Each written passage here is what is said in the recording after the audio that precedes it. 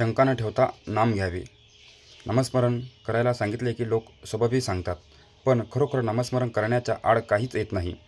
काम करीत असतानासुद्धा उगाचच इतर विचार मनात येतातच ना, मग तसेच नामस्मरण करायला कोणती अडचण आहे? उगाच दुसरे विचार करण्यापेक्षा भगवंताचे नाम घ्यावे हे बरे नाही का? वेळ सापडताच तो गप्पा गोष्टीत न घालविता नामस्मरण करावे, श्रद्धा ठेवून करावे. 2 प्रवासी पायी जात होते. त्यांना भूक लागली. जाताना एक आंबराई लागली. त्यांनी मालकाला विचारले, आंबे घेऊ का? मालक म्हणाला, 15 मिनिटात जितके आंबे खाता येतील तितके खा. दोघांपैकी एक होता. तो मालकाजवळ चौकशी करू लागला. या शेताला पट्टी किती? मालक कोण? वगैरे पुष्कळ विचारपूस करू लागला. दुसरा मात्र भराभर आंबे खाऊ लागला. इतक्यात 15 मिनिटे झाली. मालकाने सांगितले, वेळ संपली, आता तुम्ही जा.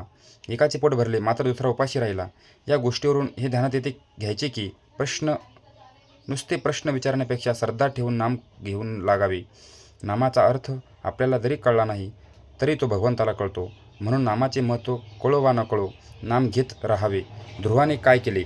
नारद वचनावर अमृत विश्वास ठेवून नामस्मरण प्रेमाने करू लागला.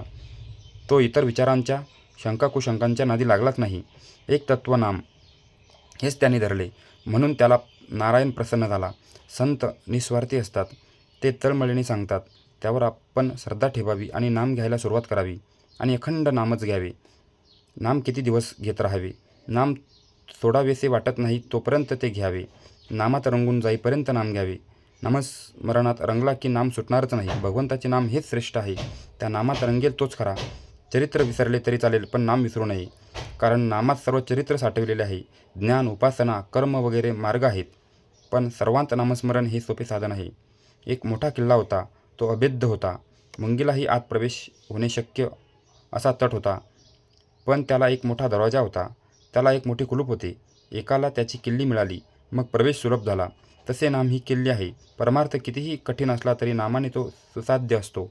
नामावर प्रेम आणि श्रद्धा बसत नाही अशी तक्रार करतात. संत वचनावर विश्वास ठेवून अखंड नाम घ्यावे, त्यानेच समाधान होईल. आपण रोज उठल्यावर भगवंताचे स्मरण करण्याचा नियम ठेवावा. स्नान वगैरे गोष्टी झाल्या तर करायच्याच, पण त्या वाचून अडून बसू नये.